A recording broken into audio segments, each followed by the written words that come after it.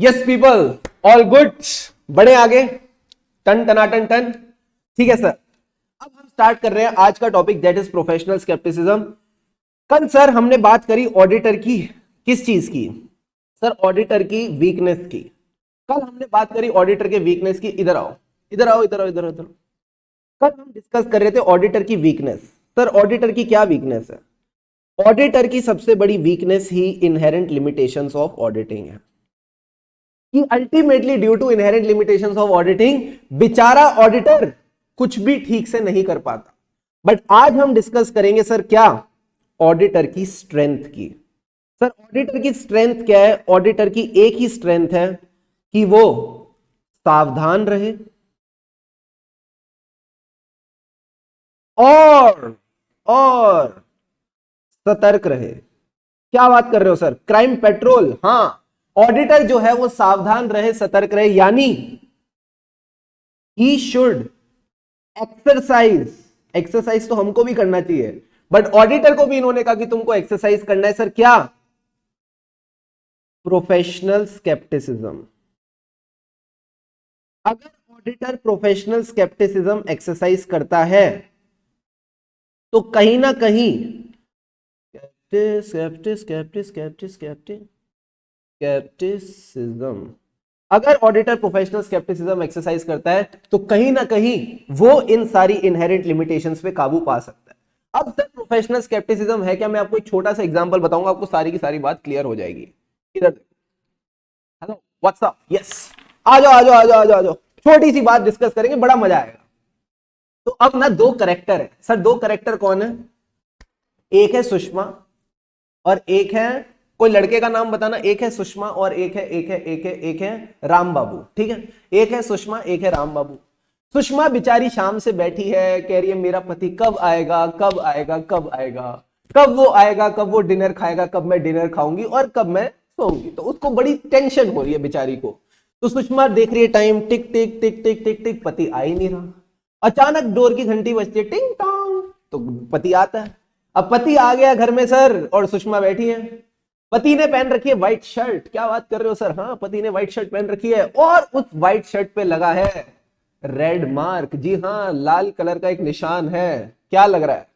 क्या लग रहा है क्या होगा गुरु? तो सुषमा ने वो लाल निशान देखा, ये नहीं पूछा पति से कि पतिदेव पानी पियोगे, ना ना ना ना ना। सुषमा जी को पता नहीं अचानक गुस्सा आने लगा है। उन्होंने वो लाल निशान देखा और पति से पूछा कि ये लाल निशान कैसा? तो पति ने बोला यार मैं आज ऑफिस में था, थोड़ा लेट तक काम किया, तो सब पार्टी कर रहे थे, पार्टी में उन्होंने समोसे मंगा लिए।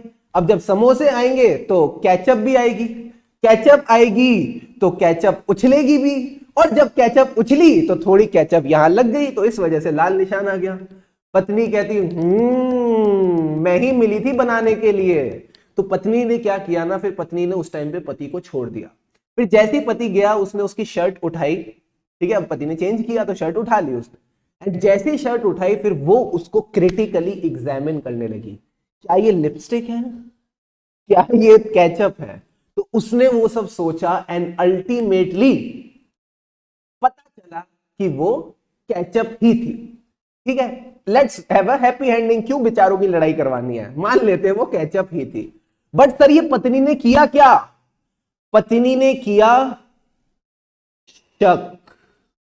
पत्नी ने क्या किया? अच्छा यहां पे है ना, पत्नी ने क्या किया सर? पत्नी ने किया शक। सर शक कैसे किया? ध्यान से समझना। जब पति घर पे आया तो पत्नी क्या थी सर? पत्नी थी अलर्ट। उसके बाद उसने क्या किया? उसने किया अपने पति को क्वेश्चन, एंड आखिरी में जो वो लाल निशान था उसको उसने क्रिटिकली एग्जामिन किया। क्या आपको ये दोनों तीनों पॉइंट समझ आए? जल्दी से बताओ। सबसे पहले एक बात बताओ, लाल निशान दिखा क्यों? क्योंकि वो अलर्ट थी। जो अलर्ट ना होता उसको तो दिखता ही नहीं। तो ultimately it was her alertness which pointed towards that red mark. Second point, जैसे ही रेड मार्क देखा उसके मन में क्या उठा? सवाल, जो उसने अपने पति से पूछा। क्या वो पति से सवाल पूछ के चुपचाप बैठ गई, या फिर उसने उसके बाद भी उसको क्रिटिकली एग्जामिन किया? सर वो चुपचाप बैठी नहीं, उसने उसके बाद भी उसको क्रिटिकली एग्जामिन किया, यानी तीनों एलिमेंट्स होने चाहिए। You should be alert, you should question, and you should not be satisfied with the answer.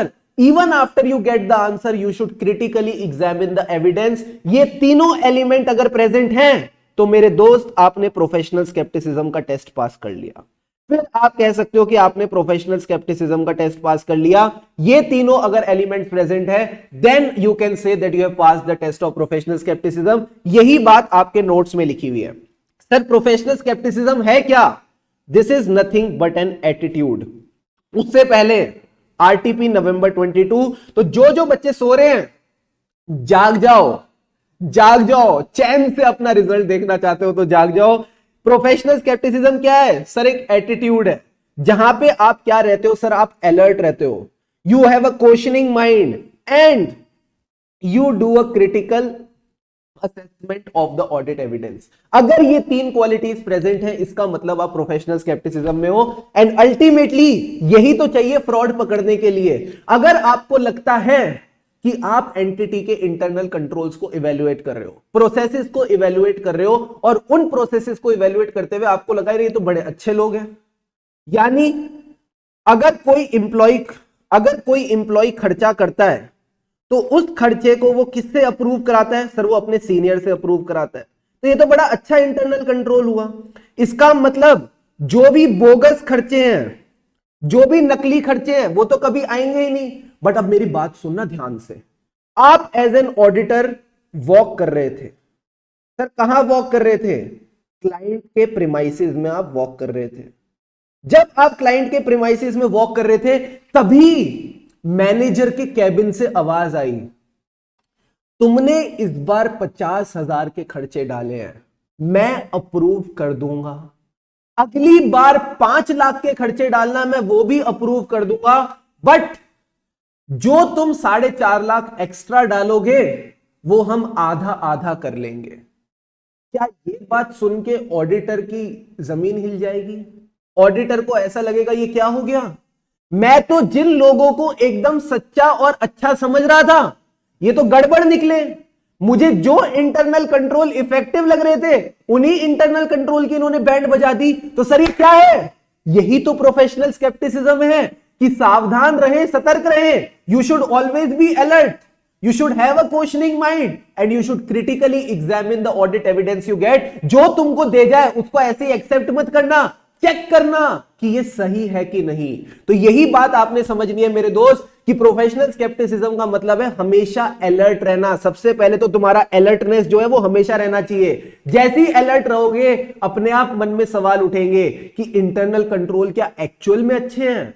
क्या इंटरनल कंट्रोल उतने अच्छे हैं जितना मैं सोच रहा था? एंड फिर उसके बाद जो भी एविडेंस आपके पास आएंगे उनको अब आप क्रिटिकली एग्जामिन करने चलोगे।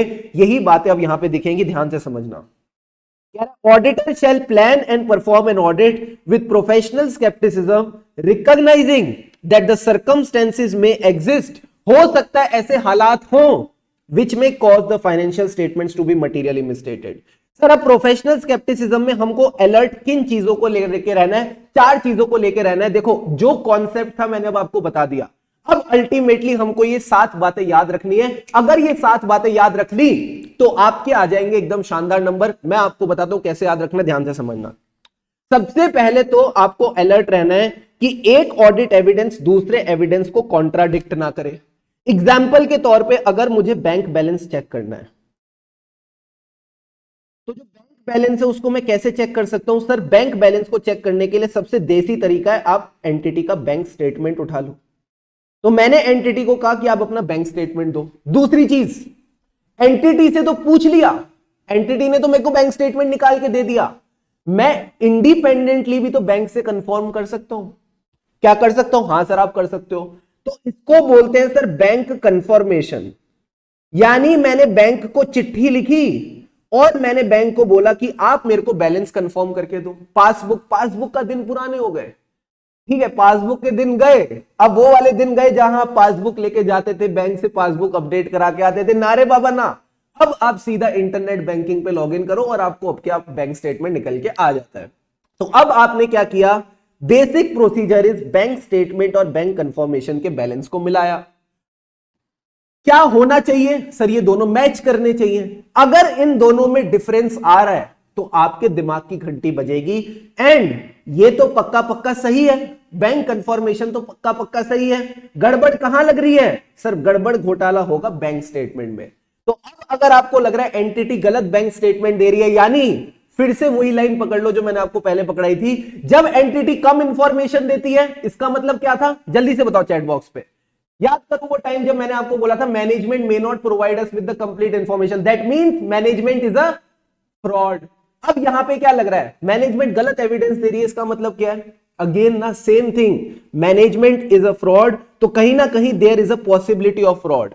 तो यहां पे आपको सबसे पहले शक होगा डॉक्यूमेंट की रिलायबिलिटी पे। जो मैनेजमेंट ने आपको बैंक स्टेटमेंट दिए हैं, जो मैनेजमेंट ने बैंक स्टेटमेंट दिए हैं, कहीं ना कहीं अब आप उस पर रिलाय कर पाओगे क्या, क्या आप उस पर भरोसा कर पाओगे, नहीं, कैसे भरोसा करोगे, पॉसिबल ही नहीं है इस पे भरोसा करना।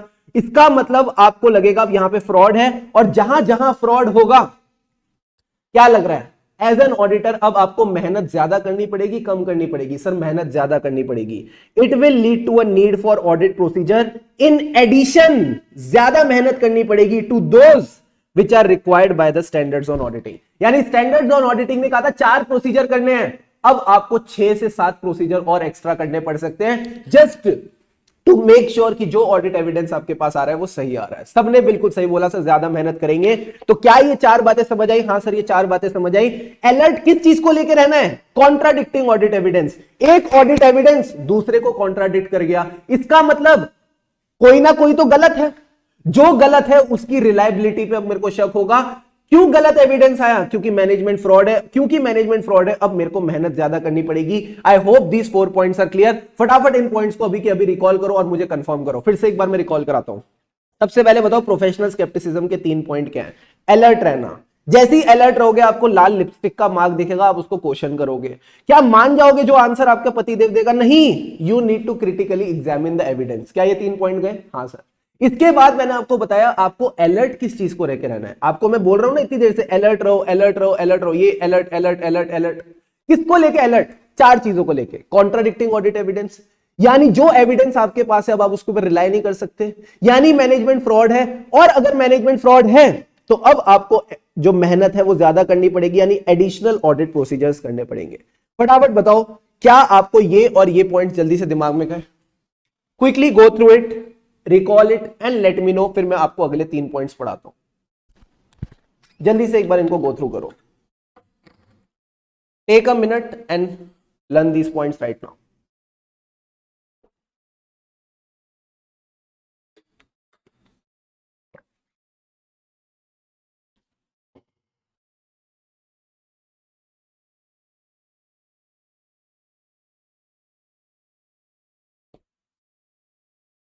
ऑल गुड,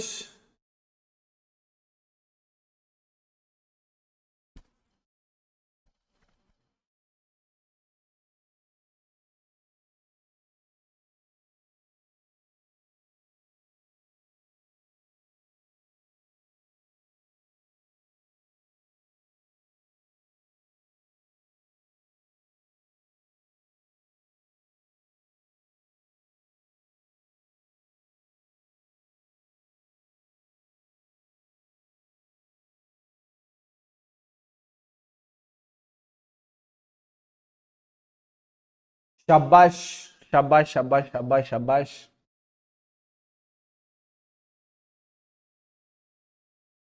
देखो फील लेनी है तुमको पूरी टॉपिक की, अगर आपने टॉपिक की फील ले ली, ultimately audit is the game of the feel. अगर आपने इस टॉपिक की फील ले ली ना, आपको कभी ये टॉपिक को याद रखने में दिक्कत नहीं होगी। रट्टा मत लगाना, just understand the feel of the topic. Feel क्या है सर, फील है शक की। शक क्यों हो रहा है, क्योंकि 2 चीजें जो मिलनी चाहिए थे मिल ही नहीं रही, कॉन्ट्राडिक्ट कर रही है। अगर कॉन्ट्राडिक्ट करेंगी तो ऑब्वियस सी बात है ना कि मुझे उसके रिलायबिलिटी पे शक होगा, मुझे लगेगा कि मैनेजमेंट फ्रॉड है, और अगर मैनेजमेंट फ्रॉड है तो अब मेरे को मेहनत ज्यादा करनी पड़ेगी, एडिशनल ऑडिट प्रोसीजर करेंगे, एंड मैं पता है बच जाऊंगा।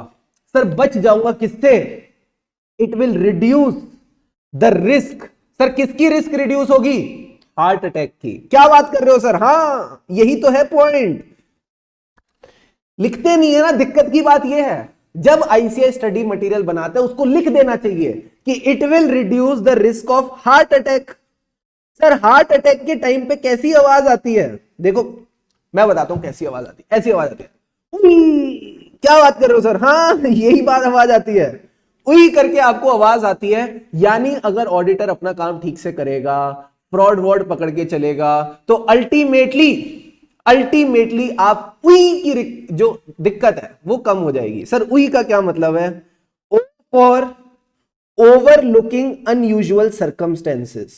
सर अनयूजुअल सर्कमस्टेंसेस का बेसिकली यही मतलब था कि दो ऑडिट एविडेंस जो एक जैसे हैं वो मेल खाने चाहिए। अगर ऑडिट एविडेंस कॉन्ट्राडिक्ट कर रहा है, if the audit evidence are contradicting each other, is it a usual circumstance और अनयूजुअल सर्कमस्टेंस? सोच के बताओ मुझे, क्या ये यूजुअल है या अनयूजुअल है? Definitely it is a unusual circumstance. ठीक है, तो अगर दो ऑडिट एविडेंस एक दूसरे को कॉन्ट्राडिक्ट करे, it is a unusual circumstance, तो आप ओवरलुक करने से बच जाओगे। सर ओवरलुक का मतलब है नजरअंदाज, आप नजरअंदाज करने से बच जाओगे अनयूजुअल सर्कमस्टेंसेस को। दूसरा पॉइंट, अगला ओ का क्या मतलब है? अगले ओ का मतलब है over generalising. Over generalising when drawing the conclusions from audit observation. आपको लगा इंटरनल कंट्रोल ठीक है, आपने पूरी इंटरनल कंट्रोल की टेस्टिंग भी कर ली, बट जब आप वहां से गुजर रहे थे तो आपने मैनेजर की बातें सुन ली। तो अब एक बात बताओ, किसी और एंटिटी में होते तो ऑडिट एविडेंस पे भरोसा करके बोलते इंटरनल कंट्रोल चकाचक है, बट क्योंकि आपने वो मैनेजर की कॉन्वर्सेशन सुन ली कि 50,000 के बिल को 2.5 लाख करके भेजना, मैं अप्रूव कर दूंगा, आधा आधा कर लेंगे। अब क्या आप अपने कंक्लूजन को बदल दोगे? क्या अभी भी आप बोलोगे इंटरनल कंट्रोल इफेक्टिव है या इनइफेक्टिव है? सोच समझ के बताना मुझे चैट बॉक्स में। अब आप बताओ मुझे, क्या इंटरनल कंट्रोल्स अभी भी आपको इफेक्टिव फील हो रहे हैं या इनइफेक्टिव फील हो रहे हैं? सर इनइफेक्टिव फील हो रहे हैं। अब आप जनरलाइज नहीं करोगे कि हां मेरे पास सबूत था इंटरनल कंट्रोल इफेक्टिव है, एक बंदा जाता है वो अप्रूव कराता है, ये तो हो गई आम जिंदगी। बट अब आपको मिल गई मेंटोस जिंदगी। सर मेंटोस जिंदगी का ये मतलब है कि आपने सतर्क रहे और आपको पता चल गया जो इंटरनल कंट्रोल आपको इफेक्टिव दिख रहे थे, एक्चुअल में तो उनकी बैंड बजी पड़ी है। Got it sir. And last point is using inappropriate. मैंने बोला था ना उई, हार्ट अटैक से बचोगे। आई का क्या मतलब है सर? आई का मतलब है inappropriate assumptions in determining the nature, timing and extent of audit procedure. अब एक बात बताओ, इसी से रिलेट कर देते हैं ना, ज्यादा क्या बोले। अगर मैं बोलूं ऑडिट में दो तरह के प्रोसीजर होते हैं, सर क्या दो तरह के प्रोसीजर होते हैं? एक होता है आपका टेस्ट ऑफ कंट्रोल्स, दूसरा होता है आपका सब्सटेंटिव ऑडिट प्रोसीजर। इसके बारे में डिटेल में डिस्कस करेंगे, ज्यादा भी दिमाग मत लगाना। मैं आपको सीधा सीधा बताता हूं, अगर मैं परचेजेस को चेक कर रहा हूं, अगर मैं परचेजेस को चेक कर रहा हूं, तो परचेजेस के केस में मैं पहले परचेजेस के प्रोसेसेस को चेक करूंगा। क्या ये बात ठीक है? हाँ सर ये ठीक है। एक बात बताओ, अगर प्रोसेसेस चकाचक हैं, अगर प्रोसेसेस चकाचक हैं, तो मुझे इंडिविजुअल परचेजेस की जो टेस्टिंग है, यानी इनवॉइस टेस्टिंग हो गई, उनके परचेज ऑर्डर की टेस्टिंग हो गई, और बताओ सर जीआरएन की टेस्टिंग हो गई। सर जीआरएन क्या होता है? Goods receipt note. जब मैं परचेज करूंगा तो मेरी फैक्ट्री पे क्या आएगी? मटेरियल आएगा। जब मटेरियल आएगा तो मैं बोलता हूं मेरे पास मटेरियल रिसीव हो गया, गुड्स रिसीव हो गए। तो मैं ना ये सारी डॉक्यूमेंटेशन चेक करता हूं। ठीक है, सोच के बताना। अगर मुझे कंफर्ट है कि प्रोसेसेस चकाचक हैं, तो ये जो टेस्टिंग है, इनवॉइस की टेस्टिंग, जीआरएन की टेस्टिंग, और क्या है, परचेज ऑर्डर की टेस्टिंग, ये टेस्टिंग मैं ज्यादा करूंगा या कम करूंगा? आप ही बताओ ना, मैं आपको रट्टा क्यों लगवाऊं? आप बताओ सोच समझ के। अगर मेरे को लगता है ये प्रोसेसेस चकाचक, these processes are very very good, तो अब मैं इसकी जो टेस्टिंग है वो बढ़ा दूंगा या कम कर दूंगा?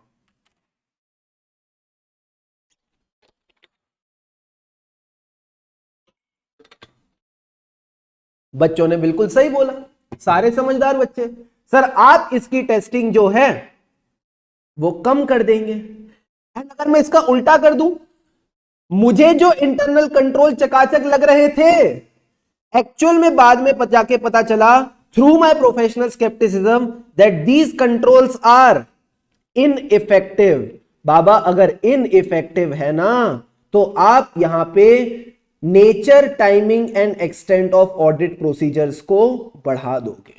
फिर आपकी nature, timing and extent of testing, या आप इसको बोल दो nature, timing and extent of audit procedure, अब यहां पे आपके nature, timing and extent of audit procedure बढ़ जाएंगे। क्या ये सिंपल सी बात दिमाग में गई? हाँ सर, ये बात दिमाग में गई। एंड यही बात आपको बोल रहा है कि अगर आपको पता चल जाता है कि इंटरनल कंट्रोल एक्चुअल में इनइफेक्टिव है, तो not automatically you will determine the nature, timing and extent of audit procedure and evaluate the results thereof. तो क्या ये दिक्कत की बातें हैं क्या? नहीं सर, अगर आपने एक बार इनको समझ लिया, रट्टा तो मैंने लगवा ही दिया वही करके, तुम जिंदगी भर नहीं भूलने वाले वही क्या पॉइंट क्या था, बट समझ में अगर बात आ जाती है तो दिल को ना सेटिस्फेक्शन मिल जाती है। तो आपने बस अब इन्हीं पॉइंट्स को ध्यान में रखना है एंड आपका प्रोफेशनल स्केप्टिसिज्म का टॉपिक एकदम रेडी है। तो ध्यान से समझना सर ये क्या कहता है। 5 पॉइंट्स आपने ध्यान में रखने। सबसे पहला पॉइंट क्या है? प्रोफेशनल स्केप्टिसिज्म क्या है sir? It is an attitude. किस चीज का एटीट्यूड है? 3 चीजें याद रखना। सबसे पहले वाइफ क्या थी? अलर्ट थी। उसने क्या किया? क्वेश्चन किया, यानी क्वेश्चनिंग माइंड। एंड तीसरा पॉइंट था सर, तीसरा था critical examination of the evidence. जो लिपस्टिक का दाग था उसको उसने क्रिटिकली एग्जामिन किया। अब इससे क्या हुआ सर? इसका अलर्ट वाला पॉइंट उठा लो और बोलो अलर्ट टू 4 थिंग्स। पहली थिंग क्या है? Contradicting audit evidence. अगर 2 ऑडिट एविडेंस एक दूसरे को कॉन्ट्राडिक्ट करेंगे तो मैं रिलायबिलिटी पे सवाल उठाऊंगा। क्यों उठा रहा हूं मैं रिलायबिलिटी पे सवाल? क्यों कॉन्ट्राडिक्ट करें? क्योंकि मैनेजमेंट चोर है, यानी there is a fraud in the management. And last point is, अब मेरे को अपने ऑडिट प्रोसीजर्स बढ़ाने पड़ेंगे, एडिशनल ऑडिट प्रोसीजर्स करने पड़ेंगे। बट ये एडिशनल काम करके मैं रिस्क रिड्यूस कर रहा हूं। बोलो मेरे साथ, ये एडिशनल काम करके मैं अपनी रिस्क रिड्यूस कर रहा हूं। Doing this additional procedures I am reducing the risk. Sir किसकी रिस्क रिड्यूस कर रहे हो? I am reducing the risk of my heart attack. Sir heart attack में कौन सी आवाज आती है? बोलो, जो भी आती हो, हमको फर्क क्या पड़ता है? हमको तो याद रखने के लिए उई ही बोलना है। सर सुई के चुबाने में भी उई की आवाज ही आती है। सर उई का क्या मतलब है? सबसे पहले तो ओवरलुकिंग, नजरअंदाज करने से बच जाओगे। ओवर जनरलाइजिंग, यानी जो इंटरनल कंट्रोल तुमको इफेक्टिव दिख रहे थे, एक्चुअल में इफेक्टिव है ही नहीं, तुमने वो मैनेजर की बात सुन ली। एंड इसी वजह से अब तुमको अपने nature, timing and extent of audit procedures को भी चेंज करना पड़ेगा। यानी अब आप इनएप्रोप्रिएट अजम्पशंस यूज नहीं करोगे। इनएप्रोप्रिएट अजम्पशंस यानी आपको पहले अजम्पशन थी कि इंटरनल कंट्रोल इफेक्टिव है, and that was inappropriate assumption. Actual में तो इंटरनल कंट्रोल की बैंड बजी हुई थी। तो इनएप्रोप्रिएट अजम्पशन यूज करने से बच जाओगे when you are deciding the nature, timing and extent of audit procedure.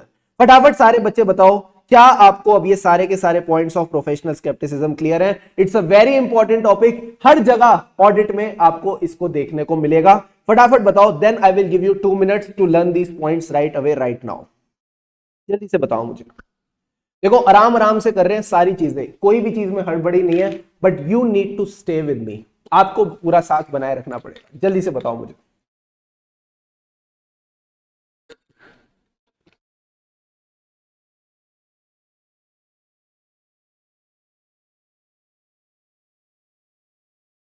Yes, over generalising का मतलब है कि आप हर चीज को एक ही लेंस से नहीं देख सकते।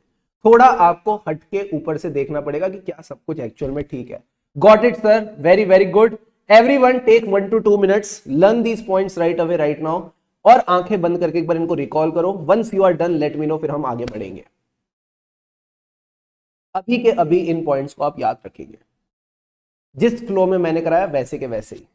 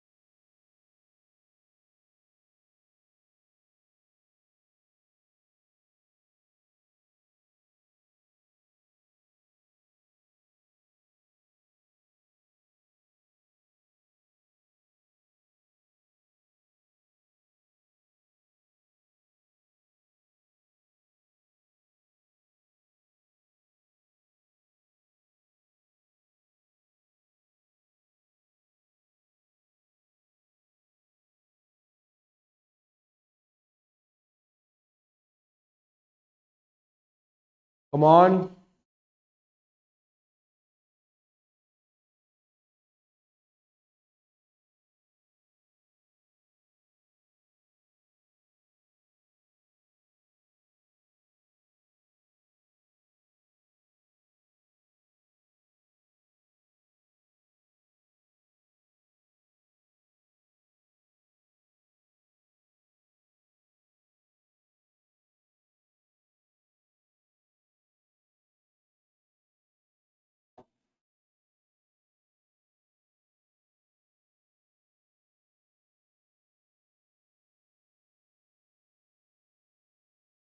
ए ई का क्या मतलब है? ए ई कहाँ लिखा है यार? ए ई कहाँ लिखा हुआ छोड़ दिया मैंने? ए ई ए ई ए ई ई मैंने कहाँ लिखा यार A E? Audit evidence, audit evidence, audit evidence, audit evidence, audit evidence. Very very good, बहुत बढ़िया दोस्तों। ठीक है, तो ये सारी बातें समझ आ गई। All done, done Janardan done. अब आ जाओ सर नेक्स्ट पॉइंट्स पे क्या कहता है। ये थोड़ा सा ज्ञान है, इसको रीड करेंगे, इसमें से कुछ कुछ पॉइंट्स उठाएंगे, उनको भी आपने बस रीड करना है, जितना याद रह जाए ठीक है, बाकी प्रभु इच्छा। अब क्या कहता है सर, ध्यान से समझना। It also includes consideration of the sufficiency and appropriateness of audit evidence obtained in the light of circumstances. For example, where fraud risk factors exist and a single document of a nature that is susceptible to fraud is a sole supporting evidence for a material financial statement amount. देखो कहीं ना कहीं आपने sufficiency and appropriateness of audit evidence देखनी होती है। Sir sufficiency and appropriateness का क्या मतलब है, इसके बारे में हमारे पास प्रॉपर एक अंडरस्टैंडिंग है, ध्यान से देखना। कह रहे sufficient and appropriate audit evidence होना चाहिए हमारे पास। सर सफिशिएंसी का क्या मतलब है? किसी भी छोटे बच्चे से पूछोगे वो बता देगा सफिशिएंसी का मतलब है कि मेरे पास सफिशिएंट क्वांटिटी होनी चाहिए। तो sufficiency is regarding the quantity. Appropriate का मतलब क्या है सर? क्वांटिटी का दूसरा भाई कौन है? क्वालिटी। यानी सिर्फ हमको quality of evidence, quantity of evidence नहीं चाहिए, क्वालिटी भी पूरी होनी चाहिए। अब सर ये क्वांटिटी और क्वालिटी किस पे डिपेंड करेगी? ये क्वांटिटी और क्वालिटी किस पे डिपेंड करेगी? It will depend on the, सबसे पहले risk of material misstatement. Sir risk of material misstatement का क्या मतलब है, ये अब आप मेरे साथ समझो। क्या है? Sufficiency is a measure of quantity of evidence and quantity is affected by the auditors assessment of the risk of material misstatement. पहला पॉइंट तो आपने अब ये समझना है मेरे साथ कि रिस्क ऑफ मटेरियल मिसस्टेटमेंट होता क्या है।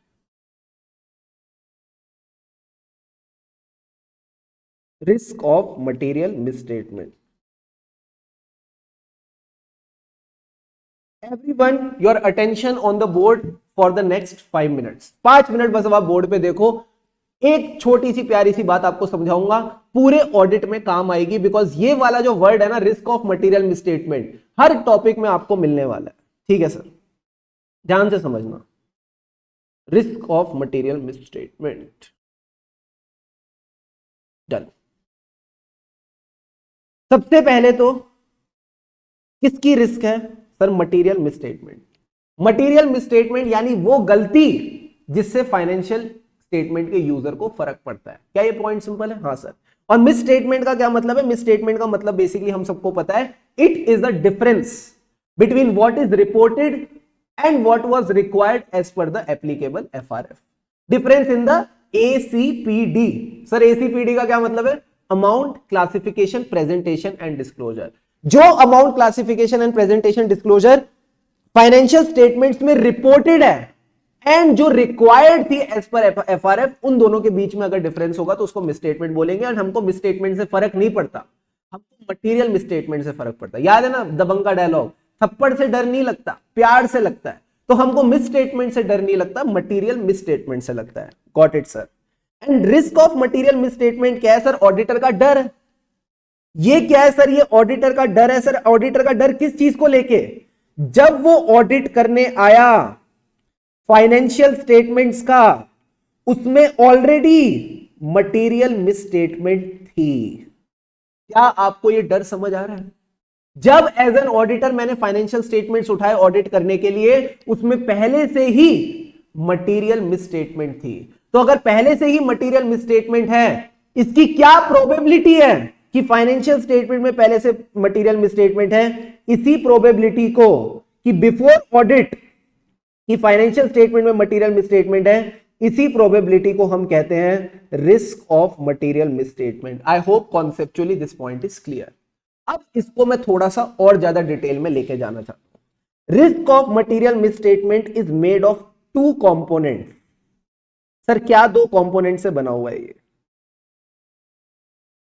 सबसे पहला कंपोनेंट है inherent risk.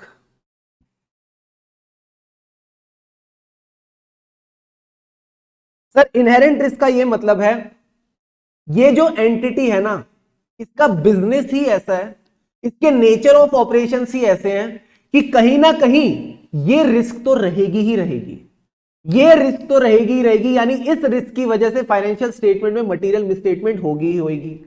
Just for the sake of simplicity ऐसा मान लेते हैं कि अगर मेरे फाइनेंशियल स्टेटमेंट में 100 आइटम हैं, उन 100 आइटम में से 40 आइटम में मटेरियल मिसस्टेटमेंट होगी।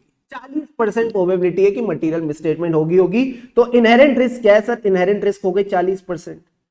अब एक बात बताओ, अगर एंटिटी को पता है कि इनहेरेंट रिस्क है यानी गलती होने के चांसेस है, तो क्या वो गलती होने के चांसेस को कम करना चाहेगी? सोचो जरा। Will the entity think about reducing the chances of material misstatement? The answer is yes. इसी इनहेरेंट रिस्क को रिड्यूस करने के लिए, वो क्या लगाती है सर? वो इंटरनल कंट्रोल्स लगाती है। वो क्या लगाती है सर? वो इंटरनल कंट्रोल्स लगाती है। Entity will implement the internal controls. But internal controls के साथ भी एक दिक्कत है। ये क्या है सर? ये प्रोसेसेस हैं। कोई भी प्रोसेस कंप्लीटली राइट नहीं हो सकता, कोई भी प्रोसेस कंप्लीटली राइट नहीं हो सकता। इंटरनल कंट्रोल्स को क्यों लगाया गया सर? For preventing. सबसे पहले तो इनका टास्क है प्रिवेंट करना कि कोई भी मटेरियल मिसस्टेटमेंट ना हो। मान लो कोई हो गई तो उसको डिटेक्ट कर ले। फ्लो समझना, या तो प्रिवेंट करके चलो, अगर प्रिवेंट नहीं कर पाए तो डिटेक्ट करके चलो, और डिटेक्ट कर लिया तो अब आप उसको करेक्ट करके चलो। बट मैंने कहा ना, कोई भी प्रोसेस कंप्लीटली राइट नहीं हो सकता। तो इंटरनल कंट्रोल्स ने भी क्या कहा कि देखो 40 गलतियां रह गई थी 100 में से, 40 गलतियां रह गई थी 100 में से। इन 40 गलतियों में से भी हम 10 गलतियां छूट जाएंगी हमसे, यानी 40 में से 30 तो पकड़ लेंगे। फिर से समझना मेरी बात, 40 में से 30 गलतियों को तो इंटरनल कंट्रोल ने पकड़ा, बट 10 फिर भी छूट गई। ये जो 40 में से 10 छूट गई, इसको क्या नाम दूं? तो इन्होंने कहा इसको आप नाम दे दो। सबसे पहले तो ये आ गया आपका 25% एंड इसको नाम दिया कंट्रोल रिस्क। यानी कंट्रोल्स में भी तो गड़बड़ हो सकती है, तो इसको इन्होंने नाम दिया control risk. That ultimately the risk that the internal controls will not be able to prevent, detect और correct the material misstatements in a timely manner. क्या ये बात समझ आई? तो सबसे पहले सर क्या थी? Inherent risk. सिंप्लीफाई करते, सबसे पहले थी इनहेरेंट रिस्क। उस इनहेरेंट रिस्क को कम करने के लिए एंटिटी ने लगाए कंट्रोल। क्या कंट्रोल भी कंप्लीटली ठीक होते? नहीं, कंट्रोल से भी कुछ मटेरियल मिसस्टेटमेंट छूट जाएगी। जो मटेरियल मिसस्टेटमेंट कंट्रोल से छूट जाती है उसको कहते हैं कंट्रोल रिस्क। ओवरऑल बताओ, अब आप मुझे ओवरऑल बताओ sir, overall risk of material misstatement क्या है? Overall risk of material misstatement क्या है? तो मैं बोलता हूं 100 चीजें थी, उसमें से सिर्फ 10 गलतियां रह गई हैं। इसको आप बोलोगे 10% रिस्क है। इसको निकालने का एक दूसरा तरीका भी बताऊं? हाँ सर, दूसरा तरीका भी बताओ। इनहेरेंट रिस्क कितनी थी सर? इनहेरेंट रिस्क थी हमारी 40%। क्या बात है सर? उस 40% में से अब कितनी गलती रह गई है सर? केवल 25%। समझ रहे हो आप? फीलिंग समझ रहे हो? 40% क्या थी सर? 40% इनहेरेंट रिस्क थी। उस 40% में से भी अब कितनी रह गई है सर केवल और केवल 25% कंट्रोल रिस्क रह गई है, यानी अगर आप 40 का 25 करो तो मैजिकल आंसर आएगा 10%। क्या आपको यह बात समझ आई? क्या आपको यह बात समझ आई? तो ultimately auditor is concerned about the risk of material misstatement, यानी इससे पहले कि मैं ऑडिट स्टार्ट करूं, क्या प्रोबेबिलिटी है कि फाइनेंशियल स्टेटमेंट में मटेरियल मिसस्टेटमेंट है। Is this point clear to all of you? फिर से एक बार रिवाइज करा रहा हूं, ध्यान से समझना। क्या टॉपिक पढ़ रहे हैं? Risk of material misstatement. बहुत ही सिंपल टॉपिक है। मटेरियल मिसस्टेटमेंट का मतलब आपको पता है, ऐसी गलती जिससे यूजर ऑफ फाइनेंशियल स्टेटमेंट को फर्क पड़ता है। मटेरियल का मतलब ही है it can influence the decision of the user of financial statement. Risk का क्या मतलब है? प्रोबेबिलिटी। क्या प्रोबेबिलिटी है कि मैंने ऑडिट किया और उससे पहले फाइनेंशियल स्टेटमेंट में मटेरियल मिसस्टेटमेंट थी। ठीक है, ये सिंपल सा कॉन्सेप्ट हो गया। अब मैं रिस्क ऑफ मटेरियल मिसस्टेटमेंट को ना खोल दिया। सर खोला तो दो कंपोनेंट निकले। क्या क्या कंपोनेंट निकले? सबसे पहले इनहेरेंट रिस्क। इनहेरेंट रिस्क यानी नेचर ऑफ द बिजनेस, इसके ऑपरेशंस इस तरह से है कि 100 में से 40 मिसस्टेटमेंट मटेरियल मिसस्टेटमेंट होंगी। उन्हीं 40 को कम करने के लिए एंटिटी ने लगाए कंट्रोल्स। अब 40% में से 75% उसने ठीक कर दिया। कितना रह गया? 25%। तो 40 में से अगर 25% रह गया तो overall risk of material misstatement कितनी रह गई? Sir overall risk of material misstatement मात्र 10% रह गई।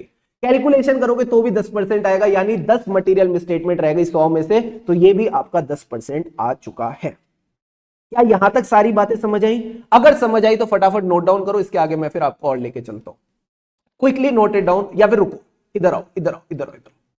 अब एक बात बताओ, अगर रिस्क ऑफ मटेरियल मिसस्टेटमेंट ज्यादा है, मैं आपसे सवाल पूछता हूं, तो मुझे क्वांटिटी ऑफ ऑडिट एविडेंस बढ़ानी पड़ेगी या कम करनी पड़ेगी? तुम्हें बताओ ना। अब कॉन्सेप्चुअली खेलते हैं थोड़ा और।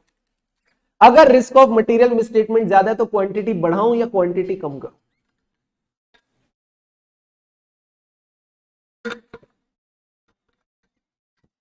कम ऑन, आओ मेरे साथ मेरे दोस्तों, मुझे आंसर तो दो। टे टे टे टे। सबने बिल्कुल सही बोला सर। सिंपल सी बात है, अगर रिस्क ऑफ मटेरियल मिसस्टेटमेंट ज्यादा है, गलती होने की प्रोबेबिलिटी ज्यादा है, तो आपको ज्यादा एविडेंस इकट्ठे करने पड़ेंगे, आपको ज्यादा मेहनत करनी पड़ेगी। That means you need to increase the quantity of audit evidence. आपको क्वांटिटी बढ़ानी पड़ेगी। क्या ये बात समझ आई? हाँ सर। दूसरा कॉन्सेप्ट है, पहला तो risk of material misstatement, I hope आपको क्लियर है। दूसरा पॉइंट जिसपे क्वांटिटी डिपेंड करती है सर, वो है क्वालिटी।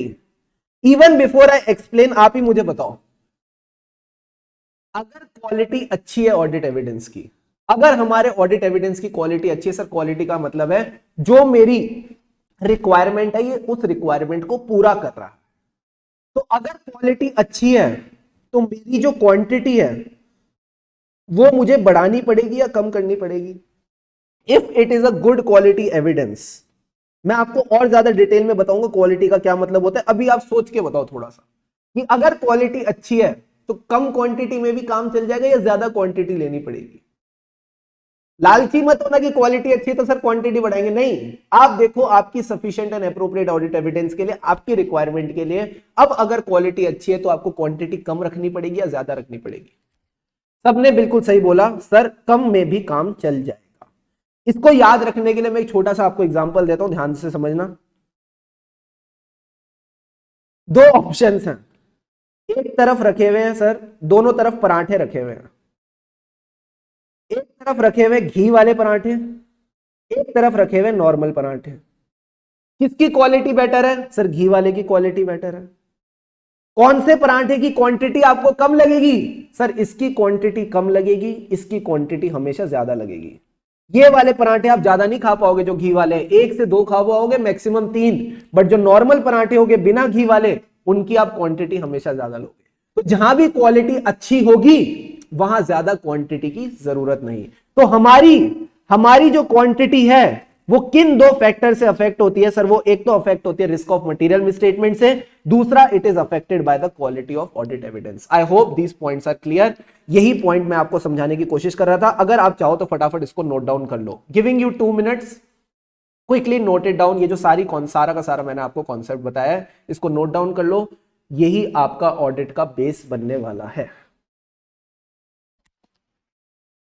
जैसे जैसे होता जाए मुझे बताते जाना, I will swipe up.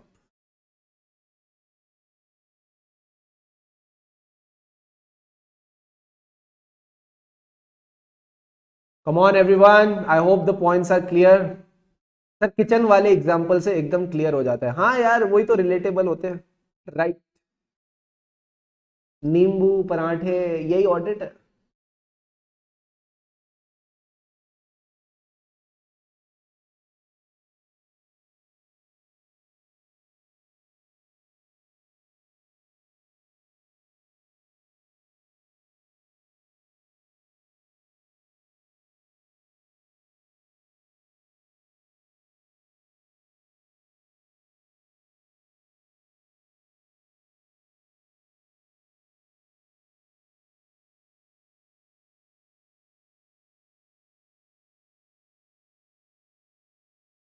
B fast दोस्तों, थोड़ा जल्दी जल्दी करेंगे सारे बच्चे।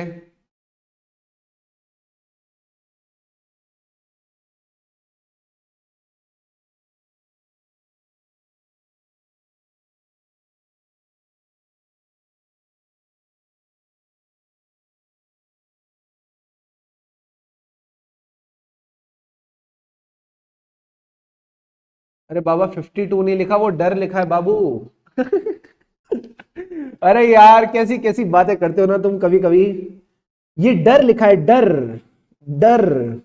हिंदी क्यों नहीं पढ़ते तुम, हैं? देवनागरी लिपि में लिखा हुआ है ये डर। फाइनेंशियल स्टेटमेंट के आगे लिखा है मटेरियल मिसस्टेटमेंट थी। मटेरियल फाइनेंशियल स्टेटमेंट में ऑलरेडी मटेरियल मिसस्टेटमेंट थी, इसकी क्या प्रोबेबिलिटी है? इसी को रिस्क ऑफ मटेरियल मिसस्टेटमेंट कहते हैं। बच्चे ने कहा सर मैंने लिख लिया, यहां तक 52 क्या लिखा है वो मैंने आपको बता दिया, वो डर लिखा हुआ है। स्वाइप अप करो सर, थोड़ा स्वाइप अप करेंगे तो अब आपको आगे और समझ आएगा। आ जाओ इधर।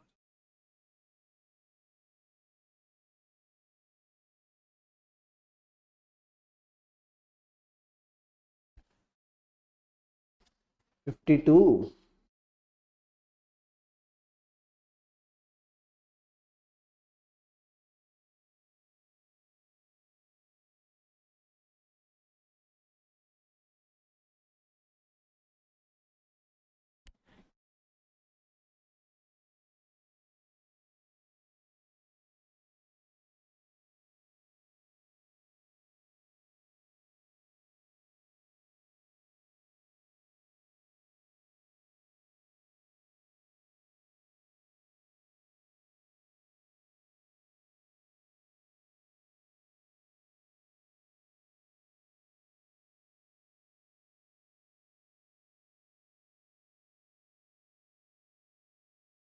डिटेक्टिंग के आगे क्या है?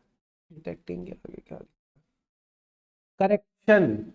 Prevention, detection, correction. Amar, Akbar, Anthony. Prevention, detection और करेक्शन, तीनों चीजें का काम हमने इंटरनल कंट्रोल को दिया कि भाई तुम या तो प्रिवेंट कर लो, अगर प्रिवेंट नहीं कर पा रहे तो डिटेक्ट करो और फिर उसको आप करेक्ट करके चलो।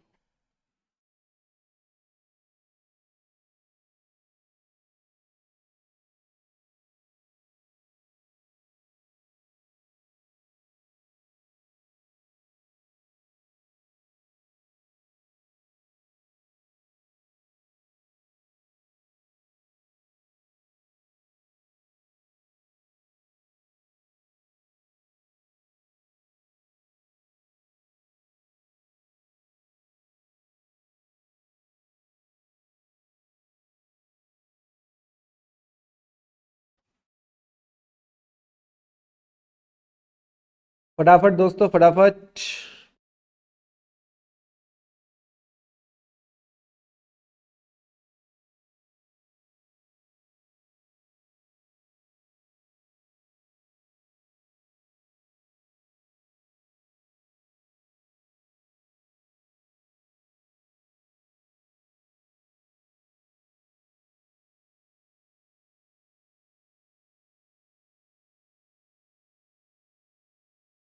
कम ऑन एवरीवन, कहाँ हो तुम यार? इतना टाइम लगाओगे तो कैसे कोर्स कंप्लीट करेंगे यार? इतना टाइम तो मत लगाओ यार, जल्दी जल्दी लिखो यार, फटाफट फटाफट फटाफट। ऑल राइट, जन जनार्दन जन, बढ़े आगे। Yes sir. तो सबसे पहले मैंने आपको क्या बताया था, सफिशिएंसी एंड एप्रोप्रिएटनेस का मतलब सीख रहे थे हम, इसमें हमने सीखा सफिशिएंसी का मतलब, अब हमको समझ आ गया, and also bye the quality of evidence, ये भी हमको क्लियर है। अब आता है सर सवाल एप्रोप्रिएटनेस का। एप्रोप्रिएटनेस का मतलब है quality of audit evidence. Sir quality का क्या मतलब है? Relevance and reliability of the evidence in supporting the conclusion on which audit evidence is based. Sir relevance और रिलायबिलिटी का क्या मतलब है, ये समझ लें तो आपको एप्रोप्रिएटनेस भी समझ आ जाएगा। हाँ सर, आ जाओ आ जाओ आ जाओ आ जाओ आ जाओ आ जाओ। एप्रोप्रिएटनेस की अगर हम बात करें तो it is basically the quality of audit evidence, and this quality determined by the two factors, that is relevance and the reliability.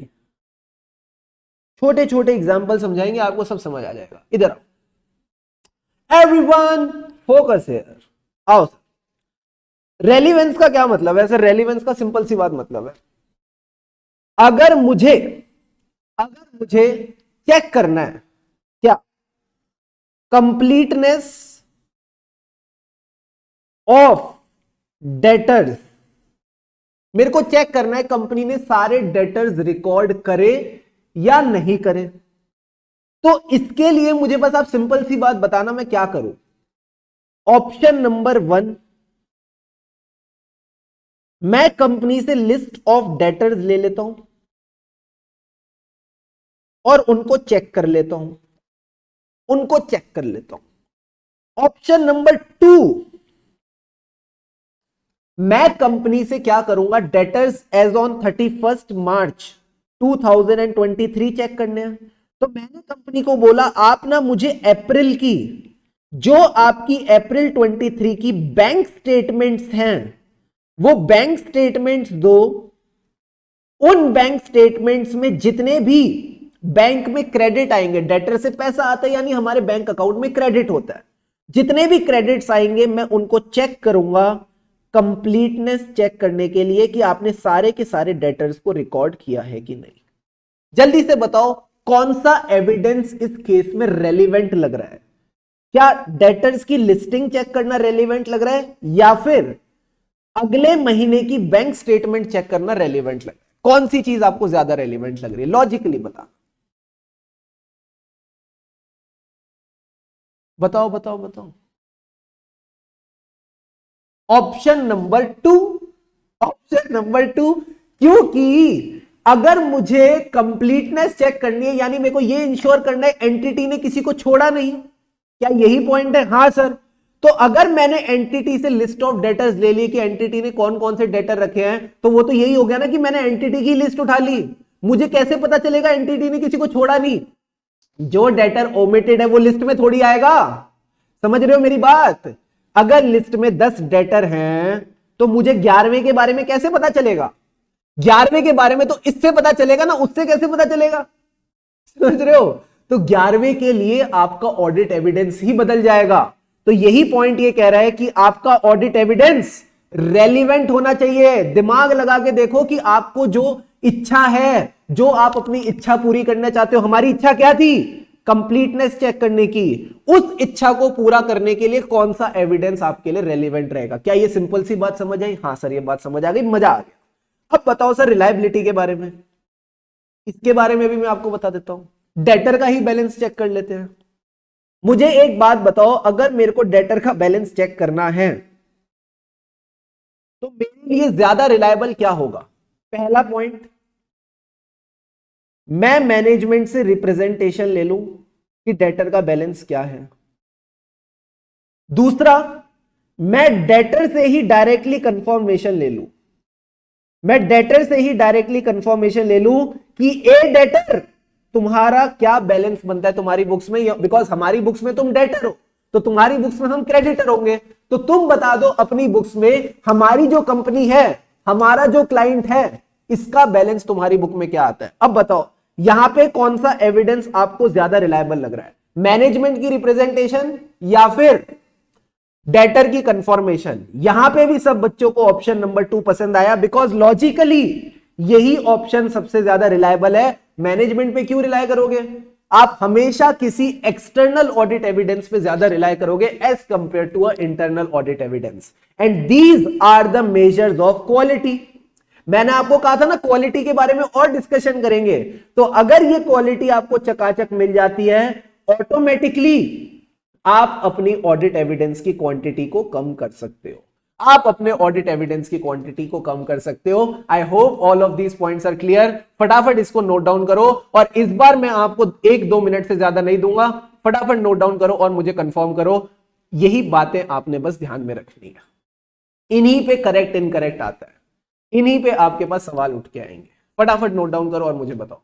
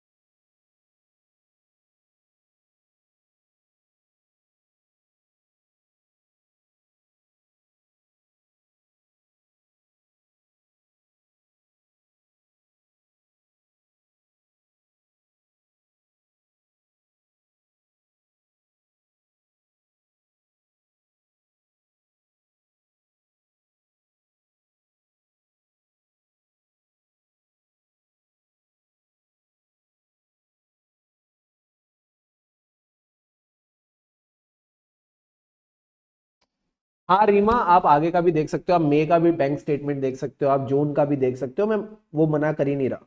मैं तो आपको इन दोनों के कंपैरिजन में पूछ रहा था कि इन दोनों के बीच में कौन सा रेलिवेंट रहेगा। ये सब भी आप देख सकते हो, कोई दिक्कत की बात नहीं है।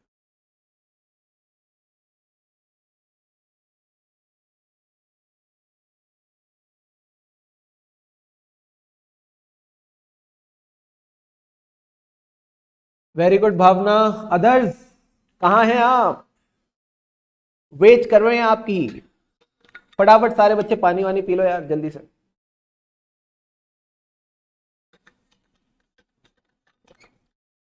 All done, all good, yes sir, आ जाओ।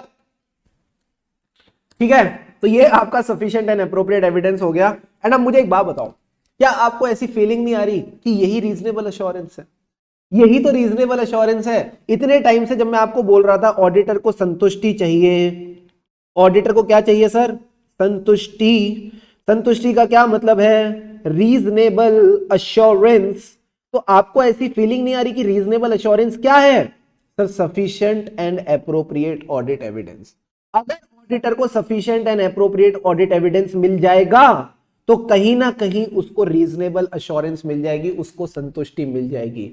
Tell me one thing, are you getting this feeling? If you are getting, the answer is yes. यही बात है, यही गेम है। आओ दिखाऊं मैं आपको, यही बात लिखी है तो क्या कह रहा है? In order to obtain a reasonable assurance, auditor shall obtain sufficient and appropriate evidence to reduce the audit risk to an acceptably low level and draw the reasonable conclusion on to which to base the auditor's opinion. So reasonable assurance क्या है? High but not an absolute level of assurance. Audit evidence क्या है sir? वो information जो auditor use करता है in arriving at the conclusion on which auditor's opinion is based. तो अब आपको इसमें ना दो चीजें दिखेंगी जिनके ऊपर अब आपका डाउट आएगा। आओ मैं आपको दिखाऊं। सबसे पहला तो आपका सवाल आया ये, सर ये ऑडिट रिस्क क्या होता है? ठीक है। दूसरा आपके ऊपर ये सवाल आया, सर ये क्या लिखा हुआ है?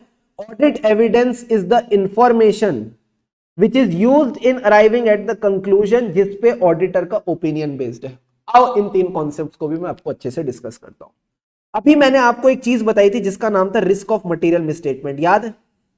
हाँ सर, यहीं से आगे बढ़ेंगे, यहीं से आगे बढ़ेंगे। यानी जो हमारी overall risk of material misstatement है वो है 10%, यानी 100 में से 10 गलतियां अभी भी रह गई हैं। तो अब जब ऑडिटर आएगा, अब जब ऑडिटर आएगा उसका एक ही मकसद है। सर ऑडिटर का क्या मकसद है? यहां पे देखना, ऑडिटर जो है हमारा, उसका अब एक ही मकसद है। सर ऑडिटर का एक ही मकसद है, वो क्या है? To detect this material misstatement. जो मटेरियल मिसस्टेटमेंट एंटिटी से छूट गई है, जो मटेरियल मिसस्टेटमेंट एंटिटी से छूट गई है, वो अब इसको डिटेक्ट करना चाहेगा। अब एक बात बताओ, क्या ऑडिटर सारी मटेरियल मिसस्टेटमेंट्स को डिटेक्ट कर पाएगा या नहीं कर पाएगा? डेफिनेटली कुछ ना कुछ यहां भी छूट जाएगा। सर क्यों छूट जाएगा? Due to the inherent limitations of auditing. Auditor की वीकनेस है कि कहीं ना कोई मटेरियल मिसस्टेटमेंट छूट जाएगी। तो मान लो 10 में से 2 मटेरियल मिसस्टेटमेंट छूट गई, 10 में से 2 मटेरियल मिसस्टेटमेंट छूट गई। सर छूट जाना मतलब डिटेक्ट ना कर पाना, डिटेक्ट ना कर पाना मतलब it is the 20% detection risk. क्या ये बात समझ आई? हां सर। बट सर हम तो कॉन्सेप्ट पढ़ रहे थे ऑडिट रिस्क का, तो audit risk is the overall risk, यानी टोटल कितनी थी? 100, कितनी रह गई? 2, यानी 2% is your overall audit risk. कि 2% चांस है कि फाइनेंशियल स्टेटमेंट में मटेरियल मिसस्टेटमेंट थी और वो ऑडिटर डिटेक्ट नहीं कर पाया। फिर से सुनना मेरी बात, 2% चांस है कि फाइनेंशियल स्टेटमेंट में मटेरियल मिसस्टेटमेंट थी और ऑडिटर डिटेक्ट नहीं कर पाया, यानी 100 में से 2 की प्रोबेबिलिटी आ गई, 100 में से 2 की प्रोबेबिलिटी आ गई। This is the audit risk. इसको दूसरे तरीके से अगर मैं बोलूं तो वो इस तरह से है कि रिस्क ऑफ मटेरियल मिसस्टेटमेंट कितनी थी? 10%। उस 10% में से कितना ऑडिटर डिटेक्ट नहीं कर पाया? उस 10% में से ऑडिटर कितना डिटेक्ट नहीं कर पाया? सर केवल और केवल 2% ऑडिटर डिटेक्ट नहीं कर पाया। तो यही आपकी ओवरऑल ऑडिट रिस्क बन जाती है, यही आपकी ओवरऑल ऑडिट रिस्क बन जाती है।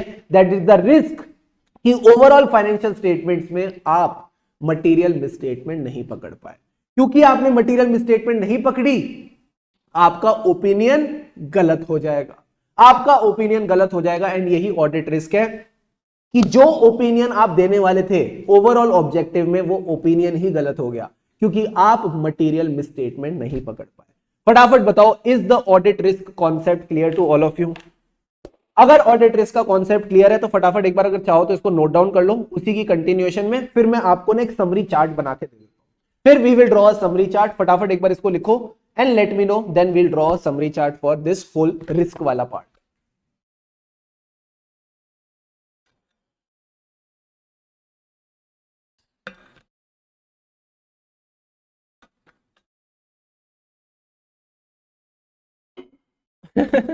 खुशी खुशी खुशी, 8 मटेरियल मिसस्टेटमेंट उसने ऑडिट प्रोसीजर से ढूंढ लिए। जो उसने चेकिंग करी डॉक्यूमेंट्स की, उससे उसको 8 गलतियां मिल गई, 2 रह गई। इस तरह से आप इसको ध्यान में रखेंगे। फटाफट इसको ड्रॉ करो ना प्लीज, जल्दी से इसको लिखो और फिर अपन आगे बढ़ते हैं।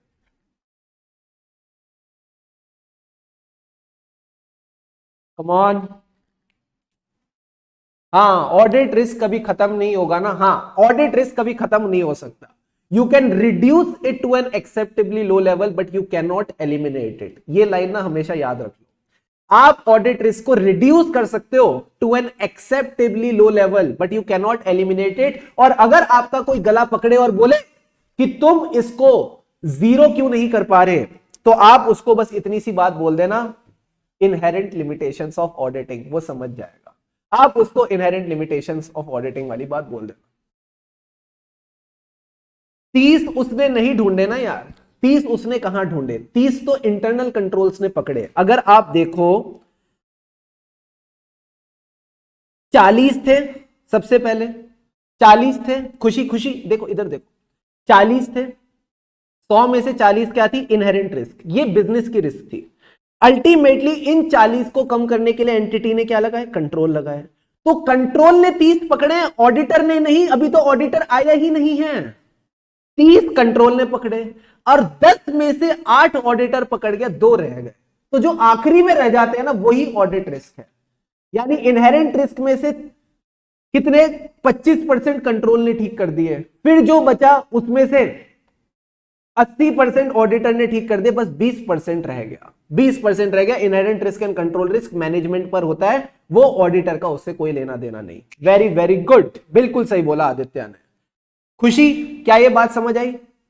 नाउ यू आर खुश, जल्दी से बताओ। ऑडिटर ने नहीं पकड़े, इंटरनल कंट्रोल ने पकड़े, जल्दी से बताओ।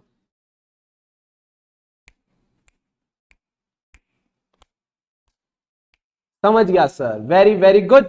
आओ अब इसका ना एक अच्छा सा प्यारा सा चार्ट बना लेते हैं, ताकि तुमको और क्लैरिटी आ जाए कि सर आखिरी में हमको रिवाइज क्या करके जाना। देखो सिंपल पॉइंट, सबसे पहले आपने समझनी है रिस्क ऑफ मटेरियल मिसस्टेटमेंट। इसको आप बोल सकते हो इनहेरेंट रिस्क इनटू में कंट्रोल रिस्क।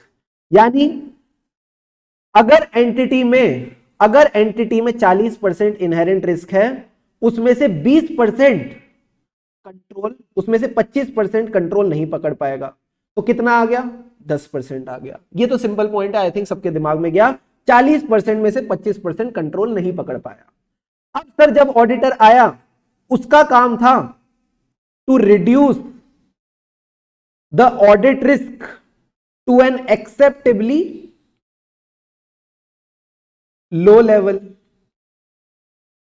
ठीक है सर, तो अब ऑडिटर देखता है कि भाई कितनी गलतियां रह गई हैं। ऑडिटर को पता चला कि 10 गलतियां रह गई हैं।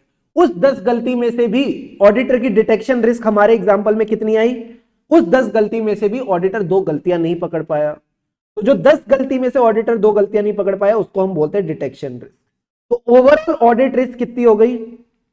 वो हो गई कि जब ऑडिटर आया तो कितनी परसेंट गलती थी? सर 10% गलती थी। उस 10% में से ऑडिटर कितनी नहीं पकड़ पाया? सर 20% नहीं पकड़ पाया। इस 10% में से auditor was not able to detect 20%, and इसी को, इन्हीं दोनों के प्रोडक्ट को आप बोलते हो क्या? Audit risk, which in this case will be only and only 2%। ठीक है, तो आप इसको इस तरह से, ओ माय गॉड ये क्या हो गया? हाँ, यहां से नोट डाउन कर सकते हो, बट ये चल क्यों नहीं रहा? Just give me a second. Yes, इसको आप नोट डाउन कर लो फटाफट। ये आपकी समरी बन गई पूरी की पूरी।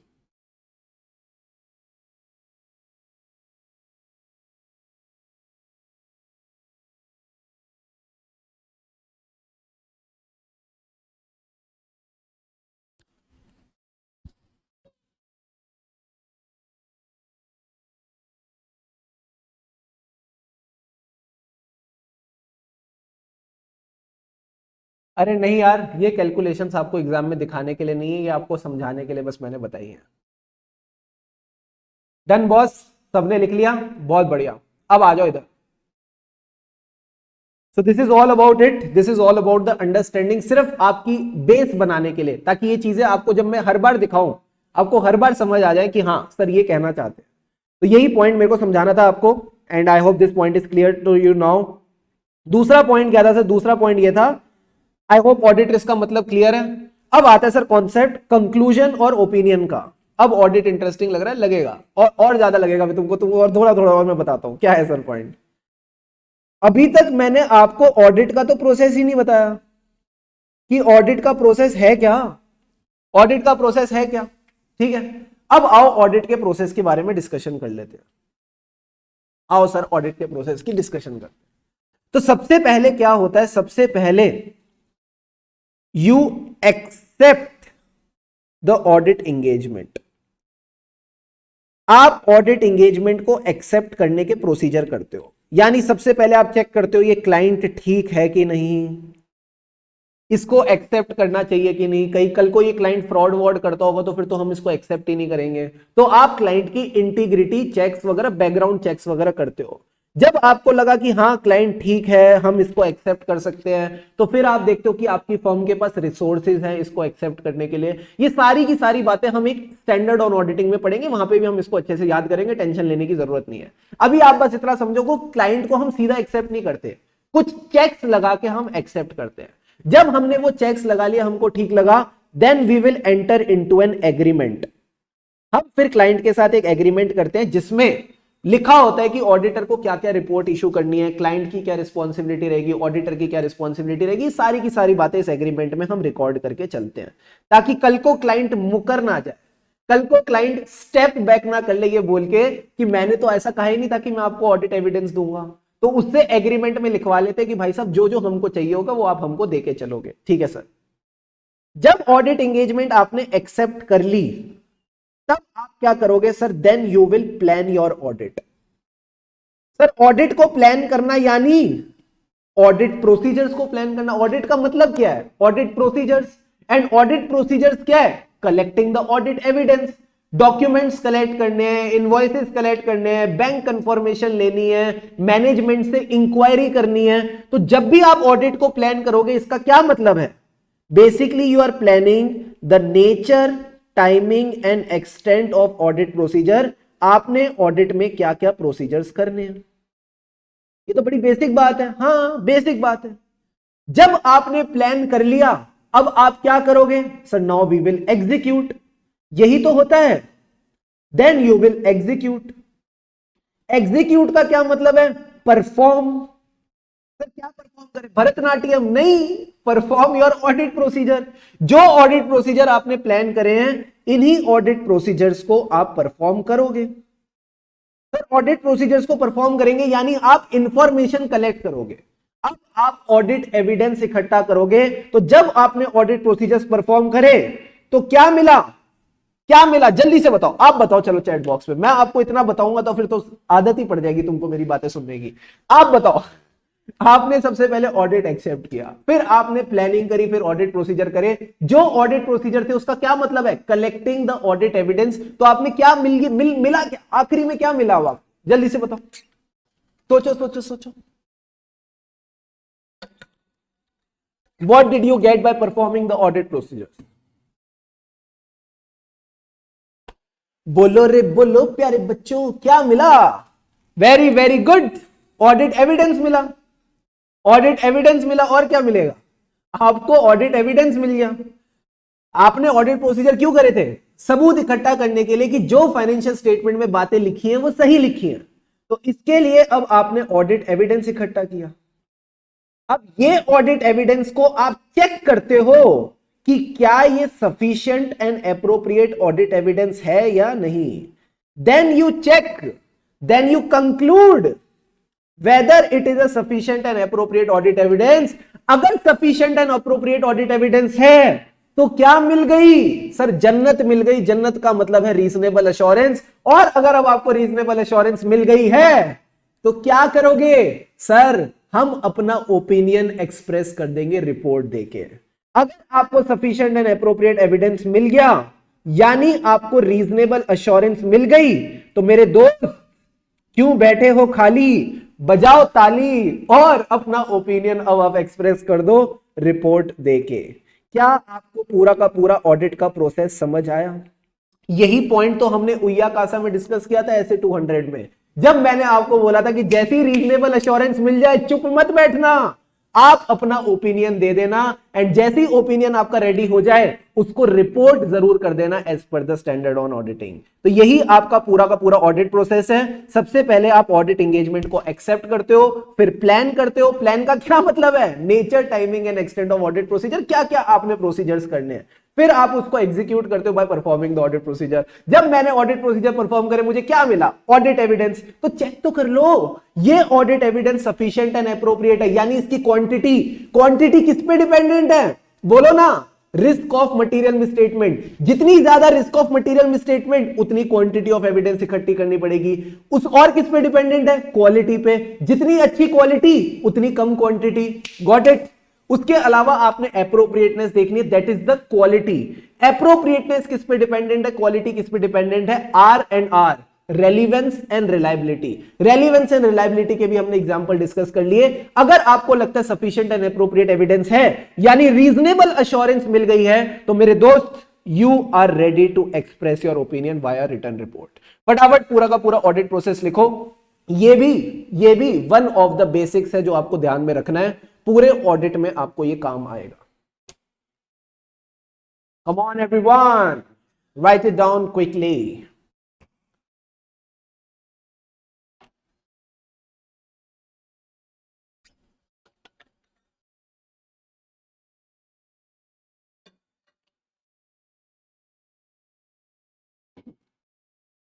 सर आप ना बहुत सारे नोट्स बनवा रहे हो, क्या करूं क्या करूं क्या करूं? जब तक तुम लिखोगे नहीं तुम्हारे दिमाग में जाएगा कैसे? जल्दी जल्दी बनाओ।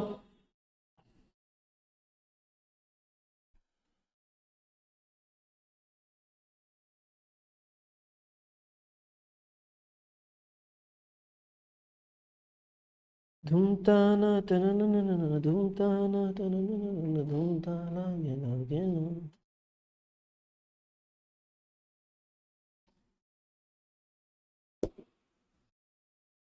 All right, getting more clarity. अब समझ आ रहा है कैसे फ्लो कर रहा है ऑडिट। रुकेंगे रुकेंगे रुकेंगे सुशांत, घबराओ मत, घबराओ मत सुशांत, रुके हैं हम आपके लिए।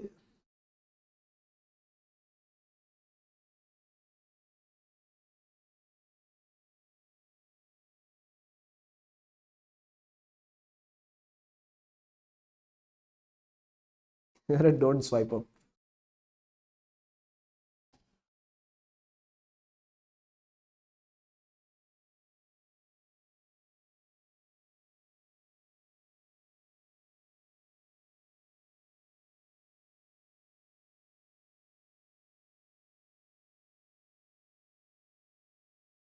रीमा, सुशांत, अंकुश और बेघा, सबकी पसंद ऑडिट। ऑडिट, जल्दी जल्दी करो भाई, क्विकली क्विकली क्विकली।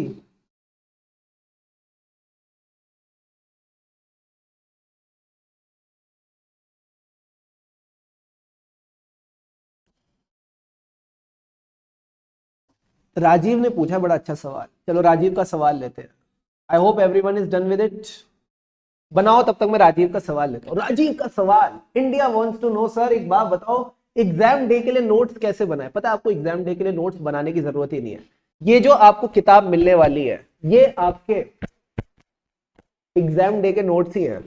ये जो 175 पेजेस की किताब मिलेगी, सिर्फ यही किताब आपने एग्जाम डे पे करनी है और कुछ भी नहीं करना, और कुछ भी नहीं करना। सर अब ऑडिट समझ में आ रहा है, आएगा अभी तो और पत्ते खुलेंगे धीरे धीरे, तुमको टेंशन लेने की जरूरत नहीं है, ठीक है? बस आराम से बैठे रहो चुपचाप, जो जो जैसा जैसा मैं बताता जा रहा हूं ना चलते जाओ, बस मैं तुम्हारे साथ हूं, पहुंच जाएंगे एंड तक, कोई घबराने वाली बात नहीं है, ठीक है?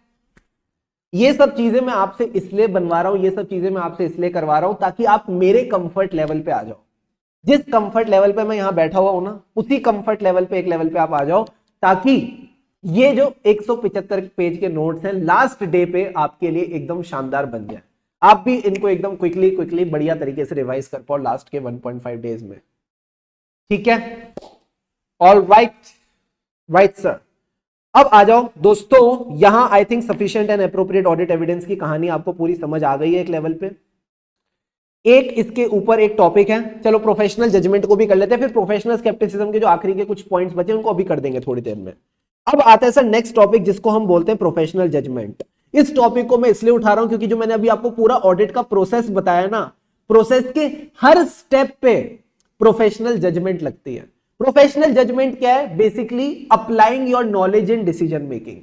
जो आप डिसीजन मेकिंग करते हो ऑडिट में, वो सारी की सारी नॉलेज जो आपने सीखी है सीए बनते वक्त, वो आप अप्लाई करोगे एज अ प्रोफेशनल। चलो बहुत बढ़िया, अब आ जाओ इधर। क्या कहता है सर? एप्लीकेशन, एप्लीकेशन यानी अप्लाई करना। किसको अप्लाई कर रहे हो? जो आपने नॉलेज इकट्ठी करी सीए इंटरमीडिएट में, सीए फाइनल में, करोगे ना, जब सीए बनोगे तो करनी पड़ेगी, प्लस आर्टिकलशिप ट्रेनिंग एंड जो पूरा एक्सपीरियंस है, जो पूरा आप लुफ्त उठा रहे हो, इन तीनों चीजों को जब आप अप्लाई करते हो सर, किस कॉन्टेक्स्ट में? Within the context provided by auditing, accounting and ethical standards in making, ultimately तो आपने इंफॉर्म्ड डिसीजंस लेने हैं about the course of action that is appropriate in the circumstances of audit. Professional judgement क्या है? मैंने क्या बोला था आपको? Decision making. बट ये डिसीजन मेकिंग में हेल्प कौन कर रहा है? Sir, your knowledge that you are collecting in the CA intermediate, CA final, CA foundation, your training, that is your articleship, and the overall experience that you are gaining जब आप इसको apply करते हो in making the decisions in context of auditing, accounting and ethical standards। मेरे दोस्त एक बात बताओ, ये कौन से कॉन्टेक्स्ट में है? आपने ऑडिटिंग सीखी, बट इससे पहले आपको अकाउंटिंग आनी चाहिए, तभी तो पता चलेगा डेटर होता क्या है, क्रेडिटर होता क्या है। और ये सब दोनों बातें तो ठीक हैं, आप इंसान भी अच्छे होने चाहिए हो। आपके अंदर 5 अच्छी चीजें होनी चाहिए जो कोई भी प्रोफेशनल में होती हैं। जब जानबूझ के बार बार लिख रहा हूं कोई प्रोफेशनल, ताकि तुम्हारे दिमाग में बैठ जाए। Confidentiality, objectivity, integrity, professional competence and due care and professional behaviour. जब ऑडिटिंग, अकाउंटिंग और एथिकल स्टैंडर्ड आएंगे तभी आप इन्फॉर्म डिसीजन ले पाएंगे और आपका ऑडिट एकदम चकाचक हो पाएगा। यही प्रोफेशनल जजमेंट कहना चाहता है। It is nothing but an application of the training, of the knowledge and the experience in context of accounting, auditing and ethical standard। जो भी आपने auditing, accounting और ethical standards की knowledge gain करी है during your IPCC, during your articleship, during this overall experience, जब आप इसको यूज करके डिसीजन मेकिंग करते हैं ऑडिट में, इसी को प्रोफेशनल जजमेंट कहते हैं। क्या ये डेफिनेशन क्लियर है? हाँ सर। बट आईसीआई को मसाला आता है ये सवाल पूछने में कि प्रोफेशनल जजमेंट में आप कहां डिसीजंस लेते हैं। तो पूरा ऑडिट का प्रोसेस में आप डिसीजन लेते हैं। यानी सबसे पहले आप क्या करेंगे? सर, आप सबसे पहले देखेंगे मटीरियलिटी। मटीरियलिटी का क्या मतलब है? भाई मैं टेस्टिंग कौन से आइटम्स की करूंगा? जो मुझे मटीरियल लगेंगे। सर, कोर्स ऑफ एक्शन का क्या मतलब है? कोर्स ऑफ एक्शन यानी जो आप हरकतें करते हो एज एन ऑडिटर, जो ऑडिट प्रोसीजर्स करोगे उनके रिगार्डिंग आपने डिसीजंस लेने हैं। ठीक है, ये तो सिंपल वर्ड है यार। आओ इधर देखो, इधर देखो, इधर देखो। सबसे पहले आपने डिसाइड करी मटीरियलिटी। सर, मटीरियलिटी का मतलब है हमारे यूजर ऑफ फाइनेंशियल स्टेटमेंट को किससे फर्क पड़ता है? मटेरियल मिसस्टेटमेंट से। क्या ये बात समझ आई? हाँ सर, ये बात समझ आई। तो जो मटेरियलिटी है वो आपने सेट कर ली, और आपके पास एक और चीज है जिसका नाम है ऑडिट रिस्क। इन दोनों का सर एक बार रिलेशन बता दो तो और मजा आ जाएगा। जानना चाहोगे? हाँ सर, जानना चाहेंगे। आप मुझे बताना, पहले अंडा आया या मुर्गी? जल्दी से बताओ, जल्दी से बताओ, जल्दी से बताओ, बताओ आपके हिसाब से कौन पहले आया? पहले अंडा आया या मुर्गी? देखो, ये ना कोई नहीं बता सकता पहले अंडा आया या मुर्गी, तो इस कॉन्सेप्ट को छोड़ देते हैं। अब मैं आपसे दूसरा क्वेश्चन पूछता हूं, पहले आप ऑडिट रिस्क निकालोगे या फिर आप मटेरियलिटी निकालोगे? मेरे दोस्त, आपको ऑडिट रिस्क रिड्यूस करनी है to an acceptably low level. ठीक है, तो एक बात बताओ, मटेरियलिटी निकाले या ऑडिट रिस्क निकाले? तो मैं आपको बताता हूं, सबसे पहले आप निकालते हो रिस्क ऑफ मटेरियल मिसस्टेटमेंट। यानी जो हम ऑडिट करने आए हैं, जिस कंपनी का हम ऑडिट करने आए उसकी हमने रिस्क ऑफ मटेरियल मिसस्टेटमेंट निकाली। That is the inherent risk into में कंट्रोल रिस्क। ये आया पॉइंट। ठीक है, सिंपल सी बात है, समझते जाना, 2 मिनट लगेंगे, सब समझ आ जाएगा। अगर ये रिस्क ऑफ मटेरियल मिसस्टेटमेंट ज्यादा है और मुझे ऑडिट रिस्क को रिड्यूस करना है to an acceptably low level, तो मेरी जो डिटेक्शन रिस्क है वो मैं ज्यादा रखूं या कम? ऑब्वियस सी बात है, जब एक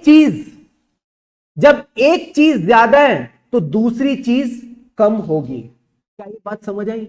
मुझे इनके प्रोडक्ट को कम पे रखना है और एक चीज ऑलरेडी ज्यादा है, तो दूसरी चीज क्या होगी? तो दूसरी चीज आपकी कम होगी। यानी अब आप अपने डिटेक्शन रिस्क को कम रखना चाहोगे। अगर डिटेक्शन रिस्क को कम रखना है यानी आपको टेस्टिंग ज्यादा करनी पड़ेगी। फ्लो समझते जाना। अगर आपको टेस्टिंग ज्यादा करनी है और मान लो ये हमारे पास एक बैंड है, इसी बैंड के अंदर सारे आइटम्स हैं, जितने भी आइटम्स हैं वो सारे इसी बैंड के अंदर हैं, और इस बैंड में आपने एक मीटर लगाया जिस मीटर को आप बोलते हो मटीरियलिटी। आपने मटीरियलिटी का मीटर लगा दिया कि भाई ये मटीरियलिटी का मार्क है। इस मटीरियलिटी के ऊपर जितने भी आइटम्स होंगे उनको मैं टेस्ट करता रहूंगा। इसका मतलब इसके नीचे जो आइटम्स होंगे उनको टेस्ट नहीं करूंगा। अब एक बात बताना, अगर मुझे इसकी टेस्टिंग बढ़ानी है तो मैं मीटर को ऊपर लेके जाऊं या मीटर को नीचे लेके? फिर से सुनना मेरी बात, पूरा फ्लो वापस बता रहा हूं। मेरी ऑडिट रिस्क को मुझे रिड्यूस करना है to an acceptably low level, ये बात आप भी जानते हो, मैं भी जानता हूं। रिस्क ऑफ मटेरियल मिसस्टेटमेंट काफी ज्यादा है, तो मैं डिटेक्शन रिस्क को कम करना चाहूंगा। डिटेक्शन रिस्क को कम करना चाहूंगा यानी मुझे टेस्टिंग ज्यादा करनी पड़ेगी। अगर टेस्टिंग ज्यादा करनी है तो ज्यादा सैंपल उठाने पड़ेंगे। तो जो मटीरियलिटी का मीटर है इसको नीचे लेके आऊं या मटीरियलिटी के मीटर को ऊपर लेके जाऊं, बस मेरा इतना सवाल है, आप बताओ जवाब क्या है। जयेश भाई ने कहा सर नीचे ले आओ, बाकियों ने भी कहा सर नीचे ले आओ, बिकॉज नीचे लाओगे, अगर मैं इस मटीरियलिटी के लेवल को नीचे लाऊंगा, मान लो यहां भी ले आया, तो अल्टीमेटली मेरा सैंपल साइज बढ़ जाएगा। अब मुझे एडिशनली इन सैंपल्स को भी टेस्ट करना पड़ेगा। तो जब सुन लेना मेरी बात, जब मेरी रिस्क ऑफ मटेरियल मिसस्टेटमेंट ज्यादा होगी, मैं मटेरियलिटी को नीचे रखूंगा, मैं अपनी मटेरियलिटी को नीचे रखूंगा, so that I can increase the nature, timing and extent of audit procedure and I can bring down my detection risk. क्या ये बात सबको समझ आई? फिर से समझो। If my risk of material misstatement is high, I will increase the nature, timing and extent of audit procedures। या फिर आप ये भी कह सकते हो I will bring my materiality down, मैं अपनी मटीरियलिटी को नीचे रखूंगा, and this will lead to reduction in the detection risk, मेरी फिर डिटेक्शन रिस्क भी कम हो जाएगी। क्या ये पॉइंट समझ आए? क्या ये तीनों रिलेशन समझ आई? जल्दी से बताओ, सोचो सोचो सोचो, जल्दी से बताओ, क्या ये पॉइंट समझ आए? अगर चाहो तो एक बार फटाफट लिख लो, ये रिलेशन भी आपको हमेशा याद रहनी चाहिए। बस इतना आप बना लो, ये मीटर जरूर बना लेना, ये मीटर मटेरियलिटी का आपके दिमाग में छप जाना चाहिए। अब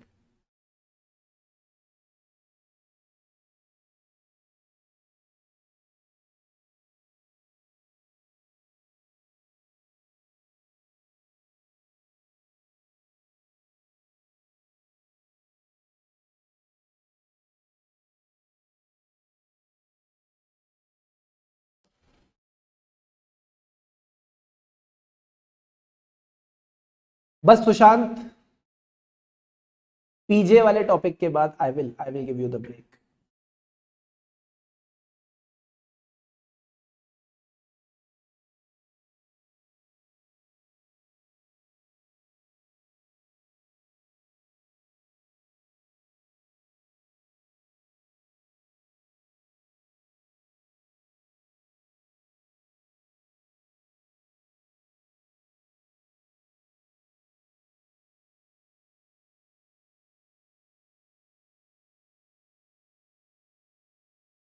Come on everyone, draw fast.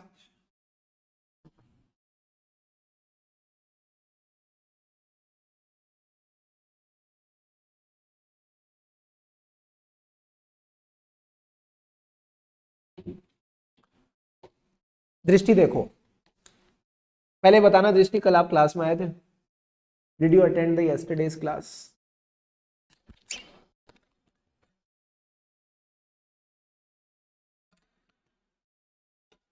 D R का मतलब है डिटेक्शन रिस्क, डॉक्टर नहीं है ये जो डीआर है ये डॉक्टर नहीं है, डिटेक्शन रिस्क है।